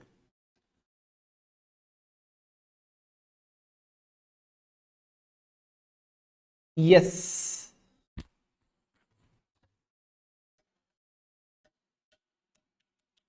यस सर, चलो ठीक है। अब ध्यान से समझना, मटीरियलिटी क्या है? इट इज एन अमाउंट, ठीक है, ये अमाउंट है। इस अमाउंट से यूजर ऑफ फाइनेंशियल स्टेटमेंट को फर्क पड़ता है। मैं जब ऑडिट कर रहा हूं, मैं सारी ट्रांजैक्शन को टेस्ट नहीं कर सकता, इसी वजह से कॉन्सेप्ट ऑफ मटीरियलिटी आया कि जो जो मटीरियल आइटम्स हैं उन पे मेरे पास कंफर्ट होना चाहिए कि यहां पे मिसस्टेटमेंट नहीं है। मिसस्टेटमेंट से फर्क नहीं पड़ता, मटीरियल मिसस्टेटमेंट से पड़ता है, ये बात आपको बस क्लियर होनी चाहिए। तो अब जब मटीरियलिटी मैंने एक लेवल सेट कर दिया, ठीक है, तो इसके ऊपर जितनी चीजें हैं सब मैं चेक करके चलूंगा, इसके नीचे जितनी चीजें हैं मैं छोड़ दूंगा। यानी अगर मुझे अपनी टेस्टिंग बढ़ानी है, मुझे अपने ऑडिट प्रोसीजर बढ़ाने हैं, तो मुझे अपना मटीरियलिटी की जो चेकिंग है उसको भी बढ़ाना पड़ेगा। अगर मुझे मटीरियलिटी की चेकिंग को बढ़ाना है तो इस मीटर को मैं नीचे लेके जाऊं या ऊपर लेके जाऊं? अगर मान लो आप नीचे की जगह ऊपर ले आए, यहां पे ले आए, तो फिर आप इनको टेस्ट ही नहीं करोगे, इनको तो आप टेस्ट ही नहीं करोगे, तो आप तो अपनी टेस्टिंग कम कर रहे हो बढ़ाने की जगह। तो मैं अपने मटीरियलिटी के लेवल को अब नीचे नहीं लेके जाऊंगा, मैं अपने मटीरियलिटी के लेवल को नीचे लेके आऊंगा, ताकि ऊपर नहीं लेके जाऊंगा, नीचे लेके आऊंगा, ताकि इन एडिशनल आइटम्स को भी फिर मैं टेस्ट करके चलूं। अगर इन एडिशनल आइटम्स को मैं टेस्ट करूंगा तो ultimately I will be able to reduce my audit risk to an acceptably low level. बस इतनी सी बात आपने समझनी है। अब मुझे एक बात बताओ, इसमें से कौन सी बात है जो आपको हिट कर रही है, जो आपको लग रहा है यार नहीं सर ये तो बड़ी ऑड बात है? तभी मैंने ये रिलेशन समझाया कि सबसे पहले रिस्क ज्यादा है तो रिस्क को कम करना है। तो अगर आपको अपनी ऑडिट रिस्क को कम करना है तो इसके लिए आपको अपने ऑडिट प्रोसीजर बढ़ाने पड़ेंगे। ऑडिट प्रोसीजर को बढ़ाने के लिए मेरे को मटीरियलिटी के लेवल को नीचे ही लाना पड़ेगा, समझ आई?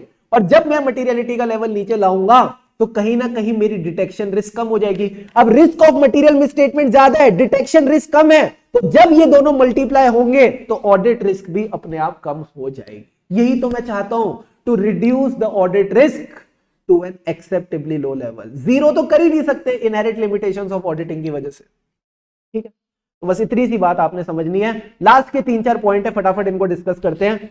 तो प्रोफेशनल जजमेंट कहां चाहिए सर? मटीरियलिटी और ऑडिट रिस्क में। इसके अलावा कहां चाहिए? पूरे ऑडिट प्रोसेस में। सर ऑडिट का प्रोसेस क्या? प्रोसीजर परफॉर्म करना, एविडेंस इकट्ठा करना, उस एविडेंस के ऊपर कंक्लूजन निकालना और ऑडिट रिपोर्ट इशू करना। यही बात यहां लिखी हुई है। सबसे पहले आप इसको अप्लाई करेंगे in the nature, timing and extent of audit procedure. Sir procedure perform करे तो क्या मिला? ऑडिट एविडेंस, यही मिला। Yes sir. तो अगला पॉइंट है evaluating whether sufficient and appropriate audited evidence has been received. अब इस एविडेंस पे आपने क्या निकाला? सर इस एविडेंस पे हमने निकाला conclusion, drawing of conclusion based on the audit evidence obtained. And last point is professional judgement वहां लगेगी जहां मैनेजमेंट की जजमेंट है। तो ये बस थोड़ा सा अलग पॉइंट है, इसको आपने बस ध्यान में रखना है कि जहां जहां मैनेजमेंट की जजमेंट वहां वहां ऑडिटर की प्रोफेशनल जजमेंट लगेगी, ये चेक करने के लिए कि मैनेजमेंट की जजमेंट सही है या नहीं। तो फटाफट सारे बच्चे 2 मिनट लो, अभी के अभी इन पॉइंट्स को याद रखो, बहुत सिंपल है। पूरे के पूरे ऑडिट प्रोसेस में आपकी प्रोफेशनल जजमेंट लगती है। Quickly learn these points and then I will give you the break. इसके बाद मैं आपको ब्रेक दे रहा हूं, ठीक है?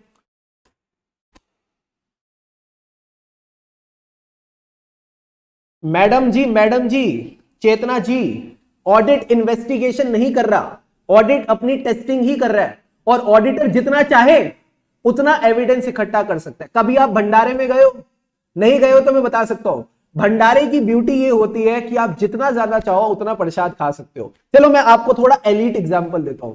एलीट एग्जांपल की अगर मैं बात करूं तो आप कभी बुफे में गए हो? ऑडिटर जब क्लाइंट का ऑडिट करने आता है वो एक बुफे में आता है, वो जितना चाहे उतना खाना खा सकता है, वो जितना चाहे उतना ऑडिट एविडेंस इकट्ठा कर सकता है। कोई उसको रोक नहीं सकता ऑडिट एविडेंस लेने से। अगर रोक दिया तो उसके बाद क्या होता है वो भी हम इस टॉपिक में सीखेंगे। बट आप अभी इसको इन्वेस्टिगेशन से कंपेयर मत करो। इन्वेस्टिगेशन में तो भाई साहब गला पकड़ लेते हैं मैनेजमेंट का, ऑडिटर ने अभी तक किसी का गला नहीं पकड़ा है। ठीक है, फटाफट लर्न करो एंड मुझे कंफर्म करो।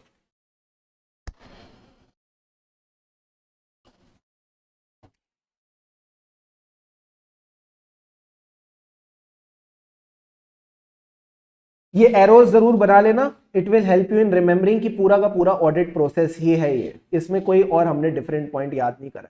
This is just the audit process.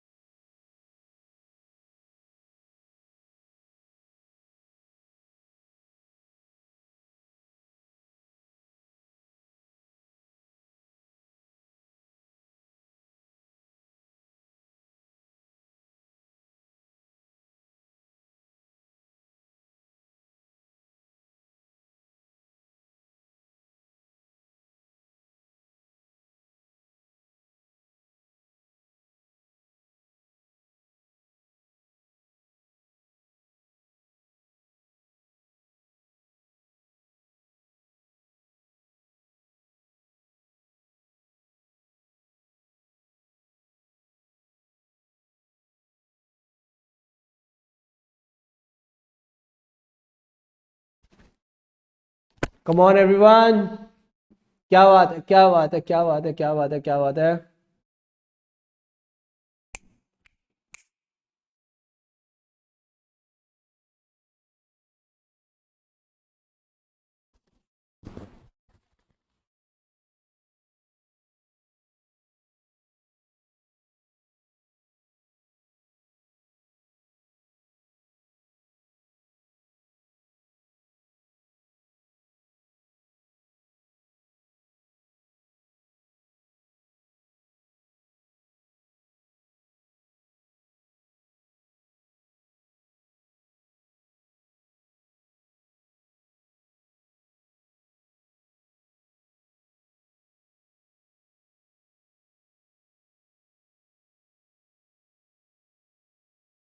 Very very good.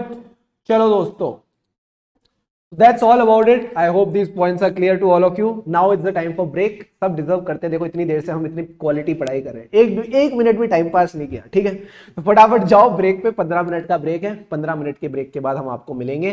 8:53 is the time, 9:08 पे हम वापस कनेक्ट करेंगे, ठीक है। तो time for the break, let's catch up after the break.